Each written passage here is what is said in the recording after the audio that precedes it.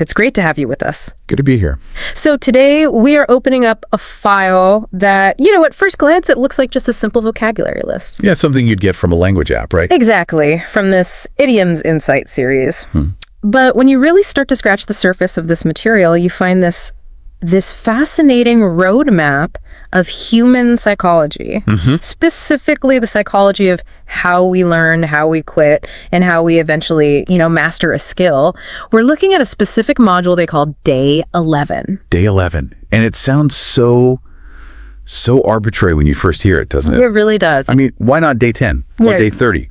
But when you actually dig into the source material, you realize they aren't just counting days. No. They're marking a distinct psychological boundary.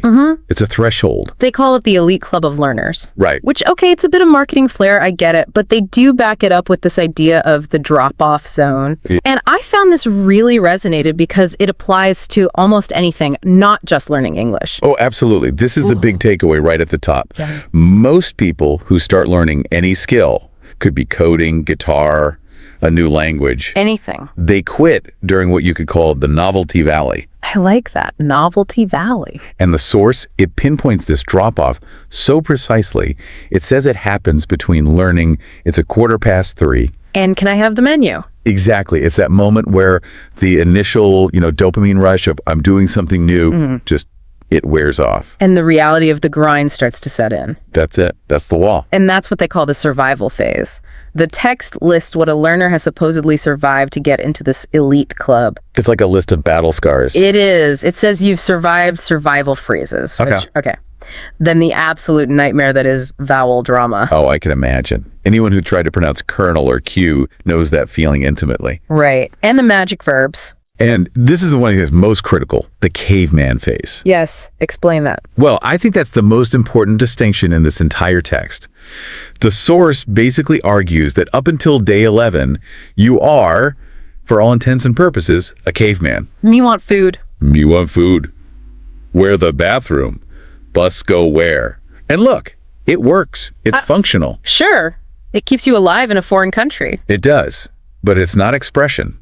You're just a transmitter of needs. You are not a narrator of your life. So that's really the thesis of our deep dive today. It's that transition from survival mode to what the source calls warrior level. Warrior level. And the weapon they're giving you to get there isn't some complex grammar rule. It's not the subjunctive mood or anything like that. No, it's much simpler. It's adjectives. Specifically, color and dimension. It's what you could call descriptive agency. Think about it for a second. If you could only name objects, table, car, sky, you're kind of living in a black and white sketch. You can identify things, but you can't qualify them. You can't distinguish them. Precisely. The moment you can add red or fast or heavy, you're adding data. You're turning that sketch into a high-resolution photograph. And that's the whole mission of this module. It's about giving the learner the power to paint their own reality. Exactly. So let's get into the methodology first, because I think how they teach this is just as interesting as what they're teaching. I agree. They don't just, throw a color wheel at you and say, memorize this. They use a very specific triad. Color, pronunciation, and then the two real-life examples. Yes. Why does that specific structure matter so much? Well, this is pure cognitive science. It's a concept called anchoring. Anchoring. If I just tell you the word for red in a new language and I write it on a flashcard, your brain holds it in short-term memory. And then it's gone. It floats away in 10 minutes. But if I tie red to traffic light and special days, I'm hooking that abstract word onto a pre-existing neural pathway. Because you already know what a traffic light looks like. You have an emotional connection to special days. You got it. The source is leveraging your existing world knowledge to hack your vocabulary retention. And the specific examples they choose are very grounding. They seem to be set in a particular place, right? There are references to Airoli, Navi Mumbai. It feels very local. Which is just brilliant. Context-dependent memory is a real phenomenon. Yeah. If you learn language in a vacuum, it stays in that vacuum. By placing the blue sky, specifically in Airoli, or the pink sunset in Navi Mumbai, the source is basically telling the learner, hey, look out your window. It stops being a textbook. It stops being a textbook and starts being a tool for your immediate reality. It forces you to engage with your actual environment, not some hypothetical classroom. Okay, let's walk through this palette then, because the specific associations they use, They really tell a story. They start with red. The universal signal. And they pair special days, which implies, celebration, heat, emotion, weddings. All the positive stuff. With traffic lights, which implies danger, stopping, rules. So it covers the whole spectrum of the human experience of that color. You get the passionate side and the regulatory side in 2 simple examples. Exactly. Then we have blue. And here, the source gives us a little flashback to that vowel drama you mentioned. They really focus on the pronunciation. Blues, with that long ooh sound. It's a necessary intervention. It really is. In many languages, that long vowel sound either doesn't exist or it gets cut short. Right. So by stopping right here to correct the pronunciation of a simple word like blue, they're preventing the learner from carrying a bad habit into this new warrior level. And again, the example, the sky is so blue today in Aroli, it grounds it. It does. It says, don't just read the word on the page, look up. Green is interesting. They pivot to culture. First, they mention parks near the building, which is standard nature stuff. Every textbook does that. Yeah. Grass is green, trees are green. But then they say, a new green sari for a wedding. And that's the key insight. In a Western textbook, green is almost always, what, grass, money, maybe a frog? But here, by using green sari, they're tapping into a cultural vibrancy.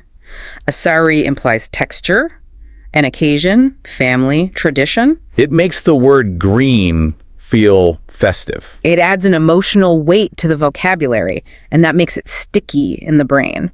Yellow follows a similar path. You get the classic sunflowers, but then the yellow auto rickshaw. That's all about salience.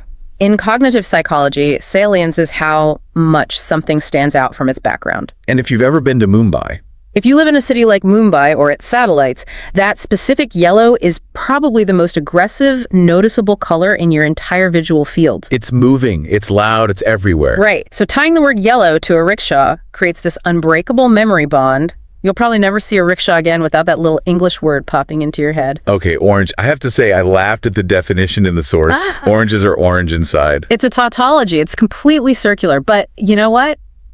It's effective. I guess it is. It's the only fruit that actually names the color. It's low-hanging fruit for memory pun, definitely intended. Okay, fair enough. But look at the second example. Painting the bedroom wall orange. And that's an important shift. It moves from a natural object to a deliberate choice. It implies agency. I chose this color for my space. Precisely. It moves the learner from being a passive observer to an active actor in their world. Purple and pink. This seems to be where personal preference really starts to come in. We get lavender flowers and a cousin's lehenga for purple. And for pink, a niece who wants pink everything. This is where they introduce the concept of personality. Yeah. Language isn't just for describing the world. It's for describing the people in the world. That's a great point. Describing a niece who loves pink is a way of talking about her character, her preferences. Right. And in that pink sunset in Navi Mumbai, again, that specificity, Right. It encourages the learner to look at their own horizon and see the nuance. It's not just darkness is coming. It's these specific, beautiful hues. So now let's shift gears a bit to the neutrals. Black, white, brown, gray. The source seems to treat these differently. They feel less emotional, more Functional. functional, exactly. They're the utility colors. And notice the framing they use. Black is easy to match. White is professional and clean. These aren't just colors, they're social signals. They are. You wear a white shirt to look professional. You wear black for convenience. The source is teaching the sociology of the colors, not just the physics of light. And brown is almost treated like a rule of thumb. Wooden furniture is usually brown. It simplifies the decision tree for a learner. A learner can get so overwhelmed. What color is this table? Is it mahogany? Is it oak? Is it walnut? Yeah, you freeze up. And the source just says, stop, it's wood. Call it brown. It reduces that cognitive load, which lets you focus on building the sentence instead of agonizing over the precise shade. They also make a point to tackle the smelling of gray, G-R-E-Y versus G-R-A-Y. Which is a classic anxiety point for learners, right? Which one is correct? Am I going to get it wrong? And the source basically says, relax. They both are. It just removes a barrier. And pairing it with stormy skies and hoodies, it gives you the mood of the color. Gray is comfort, it's weather, it's a whole vibe, not just a pigment. And then we get the metallic bonus, silver and gold. These aren't just presented as colors in the text. They feel like they have a different status. They are. They're classified special. The examples are watch straps and temple decorations. So not just everyday objects. Right. Gold isn't just a color here. It represents divinity, wealth. By separating these from the standard rainbow, the source acknowledges their cultural hierarchy. You don't usually paint a wall gold. You wear gold. You worship with gold. It elevates the vocabulary list. Before we move on from colors, I want to touch on the nuance section. Light versus dark. Baby pink versus hot pink. Why introduce this complexity right now? Why not just stick to the basics? Because precision creates confidence. Okay. If a learner is looking at a neon pink shirt and the only word they have is pink, they feel a disconnect. They know it's not just pink. Right. There's a gap between what they see and what they can say. Exactly. Giving them hot pink or dark blue closes that gap. It's the difference between a child's drawing and a photograph. It gives them permission to be specific. And they frame it in dialogue form. What color is your phone? Which is key. It's not just about declaiming at a wall. It's about interaction. Language is a social tool. And that's a pretty low-stakes question. A very low-stakes conversation starter. It's a way to practice without the pressure of having some deep philosophical debate. It turns the vocabulary into a key that can open social doors. Okay, so we have the paint, we can color the world, but a painting needs depth, right? It needs a 3D structure, and this is where the source introduces the power-up. I love the gamification of that. Calling it a power-up frames it perfectly. It does. You are leveling up your ability to manipulate reality with your speech. You're not just surviving anymore, you're optimizing. But why opposites? Why not just a big list of random adjectives? What's the logic in teaching them in pairs? It's because the human brain loves binary choices. It's just more efficient. How so? Well, if I ask you to describe a table and you have the entire Oxford English Dictionary to choose from, you freeze. It's the paradox of choice. Too many options. Way too many. But if I give you a binary, is it big or small? Your brain can instantly categorize it. It functions like a decision tree. It simplifies the mental processing you need to speak, which is crucial when you're just hitting this warrior level. All right, let's run through these binaries because they cover a surprising amount of ground. They start with physical size, big versus small. And look at the context they give. A suitcase for a trip is big. A backpack for daily use is small. So it's not just about size, it's about purpose. It's teaching you that size often correlates with purpose. Big is for heavy-duty tasks. Small is for agility. It's teaching functional description. Next up, long versus short and tall versus short. This is a classic trap for learners. Oh, yeah. I've heard so many people say things like, my brother is very long. Yes, my brother is long. Implies he's either lying down or being stretched on some kind of medieval rack. Right. The source is very careful here. Long is for things that are horizontal or flowing hair, sleeves, a snake.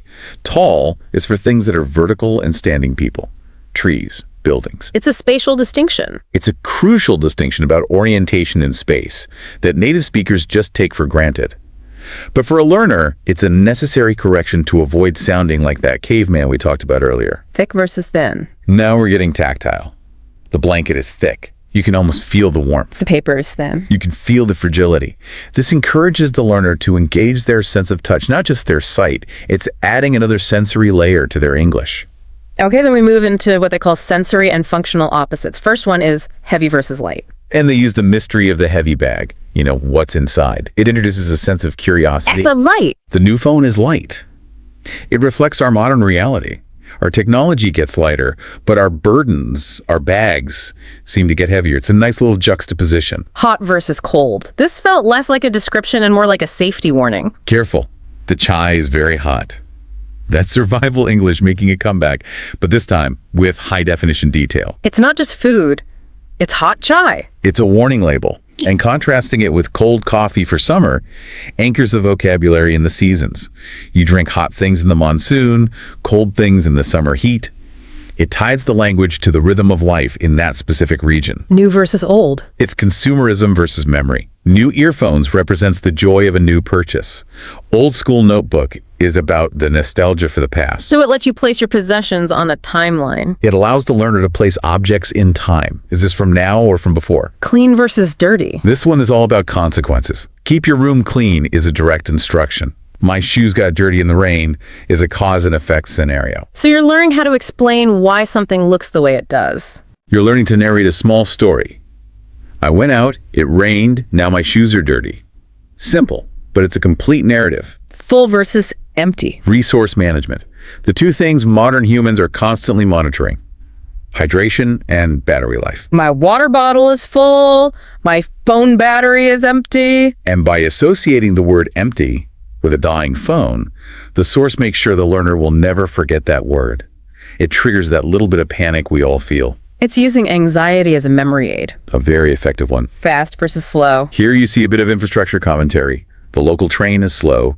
The new metro is fast. So it's not just about adjectives anymore, it's a travel guide. It is. If you know fast, you know which train to take. It connects a vocabulary directly to urban mobility. Open versus closed.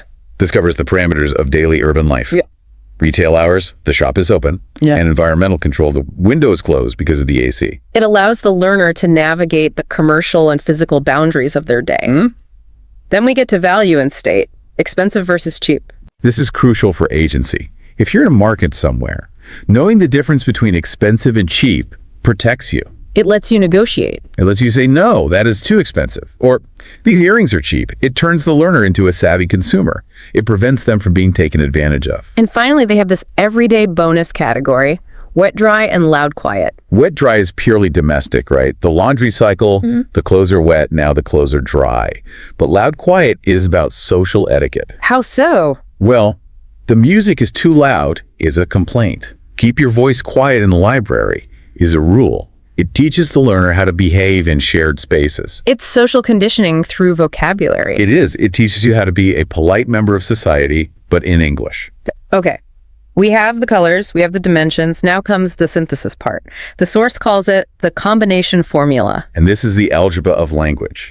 It's color plus opposite equals reality. It's the shift from just listing isolated words to building complex thoughts. This is where the magic really happens. The examples they give are really illustrative. Something simple like, my phone is small and black. And then, that big red bag belongs to my sister. Okay, so let's break that one down. Notice the cognitive leap that's happening there. In that big red bag belongs to my sister. The learner is combining three distinct cognitive tasks. Right. One is visual identification. It's red. Two is a dimensional assessment. It's big. Three is social attribution. It belongs to my sister. To say that sentence spontaneously. Your brain has to be firing on multiple cylinders, and that is why they call it warrior level. You're juggling concepts. One sentence that really struck me was, the heavy silver laptop is fast. That is such a dense sentence. Just Yeah. think about the information density in those 5 words. Yeah. You have weight, which is heavy. Sure. You have color, material, silver. You have the object itself, laptop. And you have its performance, fast. So if a learner can say that. They are describing the physical and the functional reality of an object at the same time. They're not just pointing at it anymore. They're analyzing it. They're giving a mini review of the laptop. And what about the room is big and light blue? That's combining a dimension with a modified color. It paints a mood. You can picture that room. Totally. It feels airy, spacious, maybe a little bit cold. That is the power of synthesis. You are transmitting a feeling, not just data. You're setting a scene. And to really hammer this home, the source introduces a mini speaking challenge. They tell the learner to just stop, look around the room in a rollie, there's that grounding again, and describe 5 things. And this is active recall. Passive listening is easy. You can listen to us talk and nod along while you're doing the dishes. Right. But actually looking at your own fan and forcing your brain to produce the sentence, my fan is white and fast. Yeah. That requires retrieval. That's where the neural pathways are actually being built. It bridges the gap between the lesson and the real world. It forces the brain to switch from input mode to output mode, which is the hardest part. They even provide a cheat sheet approach.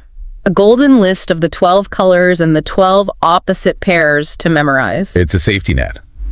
It says to the learner, look, if you get overwhelmed by the infinity of English, just come back to these 24 words. It makes a massive task feel manageable. It gives you a bounded set. And that reduces the anxiety of the unknown. And the specific examples they give to spark your imagination are great. Like, the curtain is green and long. It's so simple, but it proves you're actually noticing the world. It forces you to notice. I think that's the key. You stop seeing just stuff around you, and you start seeing attributes. You stop seeing a blob, and you start seeing green and long. You're training your eye just as much as you're training your tongue. So how does a learner actually solidify all this? The source gives some very specific homework for day 11. And honestly, It's quite a workout. Oh, it's not fill in the blank. No. It's all active production. Step 1 is the walk. Walking around your house and naming 15 objects with a color and an opposite. Which turns your home into a laboratory. Exactly. Every chair, every spoon, every book becomes the test subject. It transforms your domestic space into a learning space. Step 2 is writing 10 full sentences. And writing cements the syntax. Speaking is fleeting. It just disappears into the air. But writing forces you to look at the structure on the page. You have to commit to the word order. You do. It engages a different part of your brain, and it slows down the thinking process, which helps ensure accuracy. Then step 3 is the recording. A 60 to 90 second recording describing your outfit or your bag or your phone. This is the high-pressure element. Recording yourself is terrifying for most people. We all hate the sound of our own voices. It's true. But that terror is actually useful. It heightens your focus. It simulates the pressure of a real conversation, but without the social risk of someone judging you in real time. It's a dress rehearsal for reality. It is. It forces you to worry about flow and pronunciation, not just finding the right words. And the last step is social sharing. Commenting on what they're looking at right now. That builds community. It reminds the learner that they're not alone in this elite club. Everyone else is also looking at their brown desk or their white cup. It validates the struggle. It validates the struggle, and it turns what is a very solitary activity into a collective one. They also give a little tease for day 12, moving from objects to people, family, and relationships. Which is the logical next step, isn't it? You've mastered your physical environment, the tables, the chairs, the weather. Now you have to master the social environment. Mom, dad, cousins. And introducing people is much higher stakes than describing a laptop. If you get the laptop description wrong, who cares? Right. But if you introduce your boss as your brother, or you call your sister long instead of tall, it matters. So mastering these descriptive basics now is the foundation for all that future social complexity. You need the warrior tools before you enter the social battlefield. As we start to wrap up this deep dive, I want to go back to that warrior mindset that's mentioned in the outro of the source material. They say, you aren't just learning words, you are learning how to see the world in English. That, for me, is the profound takeaway. Language isn't just a code that you swap out for another one. It's a lens. A lens. When you have the word for silver, you start noticing silver things more. When you have the word for thick, you start noticing the texture of blankets.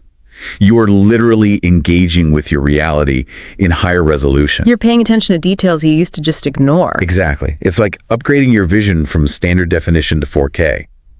You suddenly see details that were always there, but you just didn't have the labels to process them. That's a powerful idea. It is. And that little bit of encouragement they add, we're so proud of you, that matters. Learning can be a lonely process. Hearing that validation helps you push through the grind. It reminds you that being on day 11 actually means something. It acknowledges the effort of staying in that elite club. So here's a final thought for you to chew on, listener. We've talked about how these new words help you describe the world. But I wonder, once you have the vocabulary for expensive versus cheap or clean versus dirty, does it change how you judge the world? Does having the label make you more critical or just more observant? That is a fascinating question. Does the word create the perception, or does the perception just create the need for the word? Right. If you learn the word dirty, do you suddenly become more sensitive to dirt? Does knowing the word cheap make you more judgmental of quality? It's the Sapir-Whorf hypothesis in action. Really does language shape thought. Know something to mull over as you walk around your house naming your furniture. Thanks for joining us on the deep dive. We'll see you next time. Keep painting with words.